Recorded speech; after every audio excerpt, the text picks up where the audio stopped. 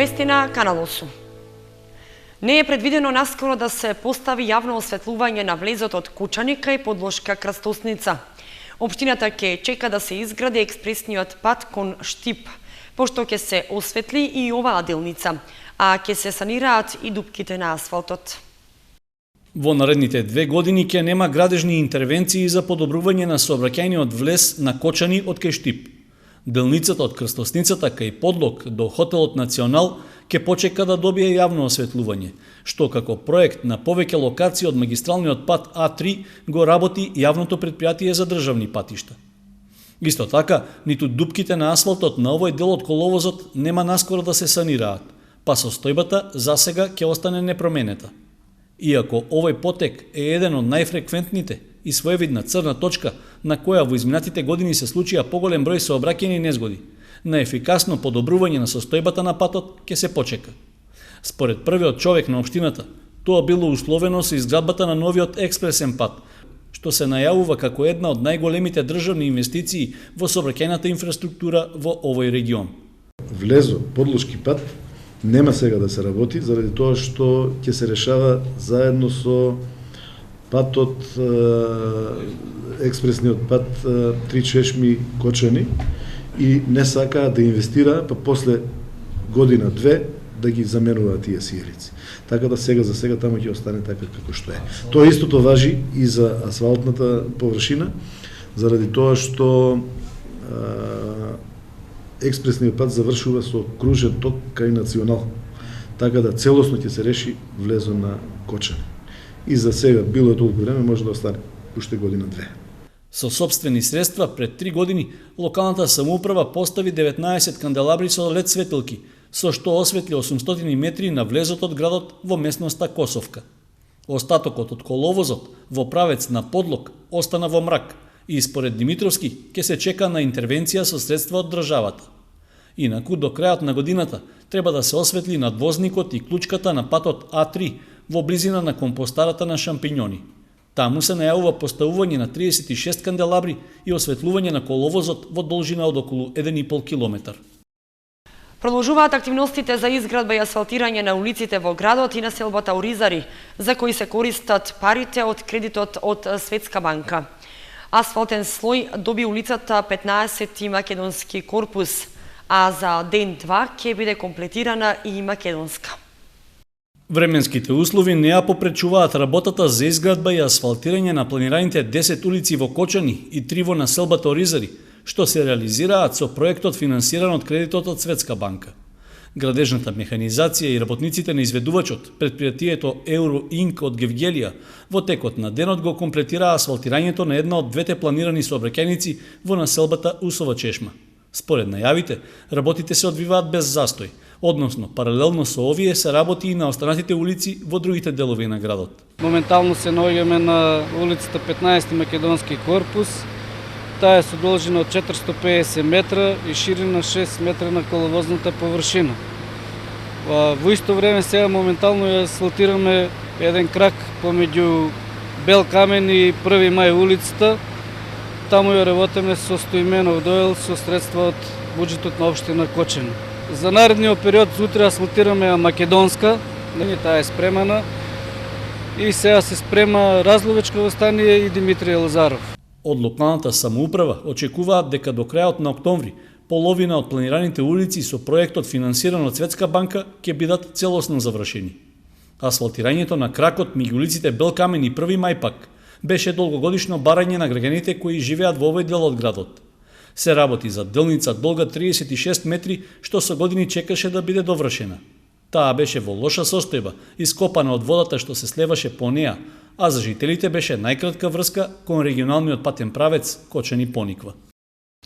Поради неповолните временски услови не се одржа најавеното велосипедско дефиле во Кочани по повод меѓународниот ден без автомобили. Со оглед што во манифестацијата требаше да се вклучат и најмладите од основните училишта, дождот ја оневозможи реализацијата на настанот. Од општина Кочани, која е организатор на дефилето, најавуваат нов термин за што учесниците навремено ќе бидат известени.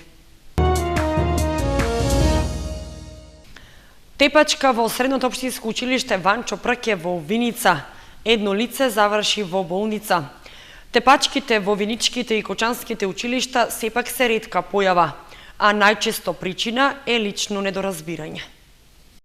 Тепачка во виничката гимназија Ванчо Праке од СВР Штип информираат дека добиле пријава за немилиот настан и до затворањето на вестите рекоа дека се работи на расчистување на случајот. Тепачката настанала во првата смена. Во неа неофицијално учествувале двајца ученици од 4-та година. Учениците се со иницијали ДД и НА. Според изјави на очевици кои посетуваат настава во виничкото училиште и биле сведоци на тепачката, НА се здобил со повидливи повреди и целиот облеан во крв бил однесен во виничката болница. Причината поради која дошло до тепачката наводно била расправија поради нерасчистени лични сметки. Со насилствата во училиштата најчесто се справуваат стручните служби. Трета учебна година поред во функција се правилниците за советување на ученици и родители, па сега во точно утврдени ситуации ученик и неговиот родител се праќаат на советување. Социолозите и родителите предупредуваат дека наставниците мора да обрнат внимание на однесувањето на учениците и да ги упатат на добро однесување. Конфликтите во регионот и честото присуство на насилство на интернет и во медиумите се смета за сериозна причина за агресивноста во училиштата.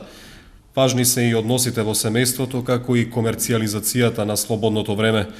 Сепак во виничките и кочанските училишта тепачките се многу ретки, ги има далеку помалку во споредба со општините, каде заедно настава посетуваат ученици од различни етнички групи. Учениците од 4-то, 5-то и 6-то оделение, кои годинава учат според новата Кембридж програма, се соочуваат со потешкоти во совладување на материјалот поради обимноста на истиот. Проблемите се надминуваат со максимално ангажирање на наставниците. Ова посебно се однесува на учениците од 5-то и 6-то оделение, за кои програмата по математика е новина и се соочуваат со проблеми околу совладувањето на наставните содржини. И покрај обемноста на материјалот, посебно по предметот математика, сепак новата Кембридж програма и годинава е прифатена за оние кои што учат по неа, а тоа се учениците од 4-то, 5-то и 6-то оделенија. Лани по оваа програма учеа учениците од 1-во, 2-ро и 3-то оделение и затоа што е нова прилагодувањето одеше потешко. Годинава и наставниците и учениците па и родителите добро ја прифаќаат од причина што се надоврзува на програмата од претходната учебна година. Но во поглед на реализацијата на наставните содржини се наидува на потешкоти поради обемноста на материјалот, но истите се надминуваат со максимална ангажираност на наставниците. Ова посебно се однесува на учениците од 5-то и 6-то оделение, за кои програмата по математика е новина и се соочуваат со потешкоти околу совладувањето на наставните содржини. Иако наставниците вложуваат максимален труд околу совладувањето, сепак позитивните резултати ќе бидат видливи по одреден период, кога ќе се направи една компарација помеѓу старата и новата програма. Прифатеноста и минатата година ја пратевме реакцијата на родителите, на учениците и мислењето на стручните наставници, односно предметните наставници по математика и природни науки. Прифатеноста и задоволството е коректно на задоволително ниво. Единствено обемноста на материјалот по математика, посебно 5-то и 6-то оделение,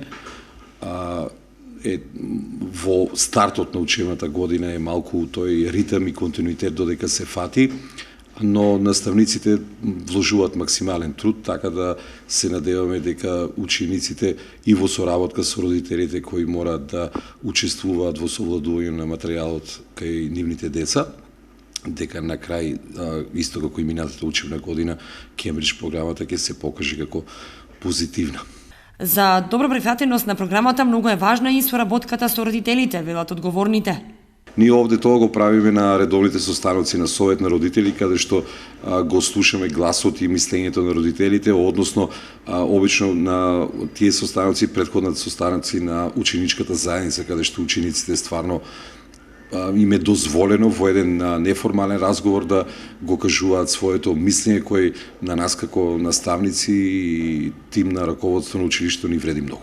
Паралелно со обемноста на материјалот се зголемува и бројот на часови по математика за 1 час неделно, односно наместо 4 учениците имаат 5 наставни часа неделно, а природни науки имаат 2 часа неделно. Наставниот кадар во сите училишта очекува позитивни ефекти и совладување на новата Кембридж програма, со оглед и на тоа дека се зголемува креативноста и интеракцијата во наставата. Новата програма го зајакнува интересот кај децата кон наставната програма и за неа не се потребни специфични услови. Членовите на младинската организација Авангарда при Средното општинско училиште Гошовик Ентиев во улога на актери. Ланската година снимија спот и химна за училиштето. Годинава подготвуваат поголем проект. Станува збор за снимање серија за училиштето. Младинската организација Авангарда при Средното општинско училиште Гошовик Ентиев го одржа првиот состанок годинава, на кој се разгледаа и усвоија предложените активности кои ќе бидат реализирани оваа учебна година. Постарите членови на организацијата на презентациите кои што ги одржаа ги запознаа учениците од прва година со целта на постоењето на Авангарда. Се очекува веќе од следната недела да има и нови членови од новите ученици во училиштето. Со младинската организација Авангарда ќе раководи веќе истото раководство од лани, истиот ментор, истиот претседател, веќе искусно раководство од минатата година. Ќе имаме нови активности кои што ќе бидат изненадување за сите и за вас медиумите. Ќе бидат организирани голем број хуманитарни спортски надпревари, голем број соработки со други младински организации надвор од нашата општина. Исто така ќе бидеме учесници на масуми оваа година. Минатата година подготвија спот и химна за училиштето. Годинава членовите на Авангарда подготвуваат поголемо изненадување. Минатата година, како поголемо изненадување нашата младинска организација, беше снимана песна, потоа и видеоспот за истата песна. Оваа година подготвуваме исто така еден поголем проект кој што веќе го откриеме, ќе биде снимање на серија за нашето училиште. Со младинската организација Авангарда и годинава ќе раководи истото раководство составено од ученици и истиот ментор професор Игор Голубов. Неколку дена функционира новиот пензионерски дом во Истибања, опремен со сите услови за дневен престој. Домот е заеднички проект на владата и локалната самоуправа на Виница. 130 пензионери од селото Истибања веќе пети ден уживаат во ново уреденото и пријатно место за секојдневно дружење и релаксација. Просториите од поранешниот пензионерски дом се комплетно адаптирани за потребите на оваа категорија на граѓани. Заменик министерот за труд и социјала Ибрахим Ибрахими, председателот на пензионерите Драги Петков и градоначалникот Емил Дончев го официјализираа стартот на дневниот центар за стари лица, уште еден заеднички проект на локалната самоуправа и владата на Република Македонија.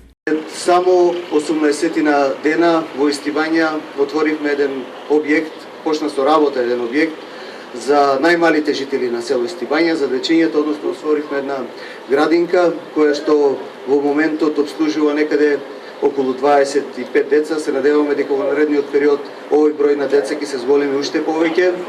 Пред известен период исто така отворивме уште еден значаен објект за село Истибања. Тоа е повеќе наменското игралиште кој го користат дечињата на возраст до 25 до 30 години и повеќе.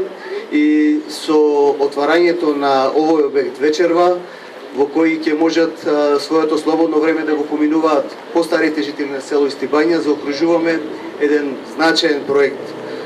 Соработка помеѓу локалната самоуправа и владата на Република Македонија и секако жителите на село Истибања, значи уште еден одличен пример на оваа одлична соработка. За овој проект се вложени околу 20.000 евра за реконструкција и ревитализација на стариот објект и некаде околу 4.500 евра за купување на опрема што е внатре во објектот. Пензионерите со задоволство се сместија во новиот објект кој покрај столчиња и маси располага и со кујна, санитарни јазли, перална и сите услови за комплетен дневен престој. Заменик министерот за труд и социјала Ибрахими на отворањето го поздрави овој 13-ти центар за стари лица на ниво на држава, потенцирајќи ги сите останати бенефиции за пензионерите од страна на владата, посебно зголемувањето на пензиите и бесплатната бањска рекреација. Директорот на Центарот за социјални работи во Виница Димитар Прокопенко најави и објектот ќе биде во нивна надлежност, ќе биде отворен секој работен ден со дневен престој и исхрана, а ќе се организираат и најразлични културно-забавни и работни активности што се од интерес на пензионерите. Завршницата на Истибанското здравоживо, односно гала концертот в среда во 18 часот, наместо на плоштадот Ангел Винички ќе се одржи во спортската сала Капетан Кирчо Димитриов. Причината се лошите временски услови во најава, поради што организаторот се реши за промена на локацијата.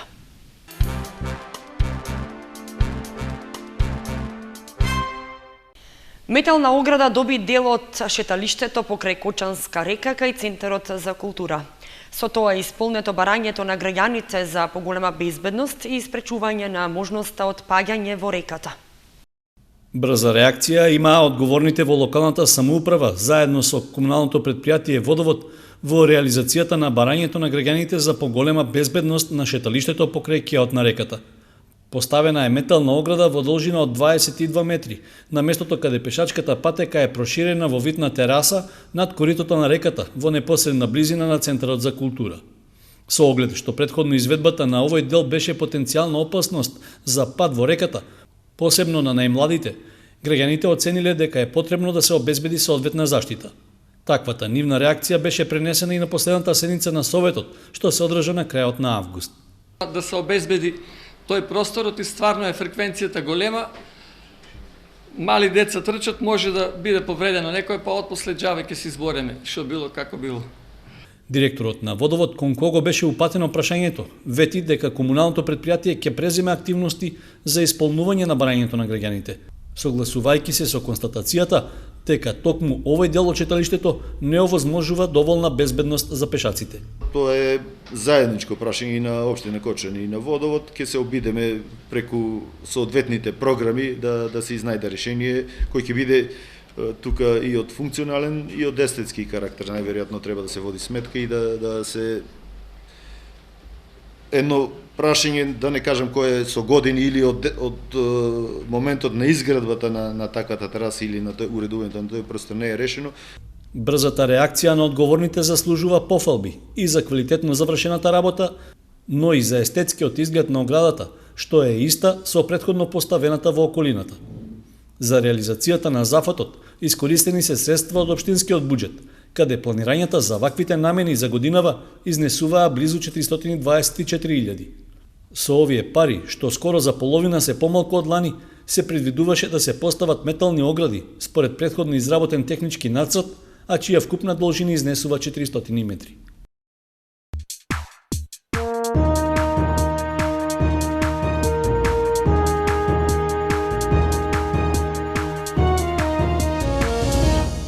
Следува спортската информација.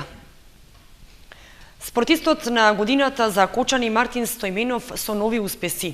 Тој е добитник на спортска стипендија, а обезбеди и настап на светското првенство во Џакарта. Каратистот на Партизан Мартин Стојменов и официјално ќе настапи на светското карате првенство во Џакарта како дел од македонската репрезентација. Тој изминатиот викенд во Скопје само го потврди она што го најави неодамна со убедливиот триумф на изборното првенство, кога во 3 борби успеа да дојде до севкупен триумф. Тоа му го отвори патот кон плејофот, каде се обезбедува правото за настапот во Индонезија. Стојменов во борба со првопласираните 4 најуспешни во секоја категорија од државното првенство во категорија до 60 килограми борби јуниори до 21 година, уште еднаш однесе убедлив триумф со победа во сите од нив поединечно.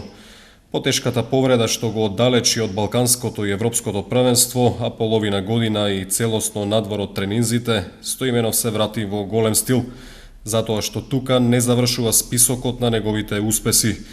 Тој ќе добива и спортска стипендија од Агенцијата за млади и спорт на Република Македонија. Според Карате Федерацијата на Македонија, Мартин Стојменов од сега и официјално е влезен во топ 10 листата на каратисти во земјава. Како увертира на светското првенство, Стојменов и останатите членови на македонската карате репрезентација најпрво ќе бидат дел од меѓународниот карате турнир во Риека, Хрватска.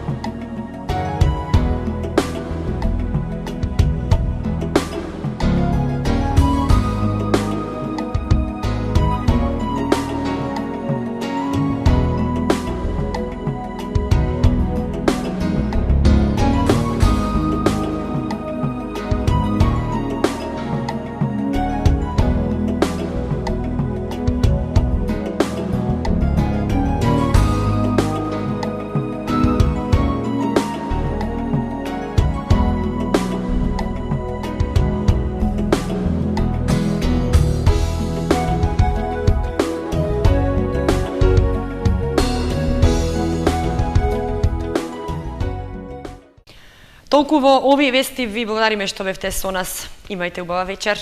Довидување.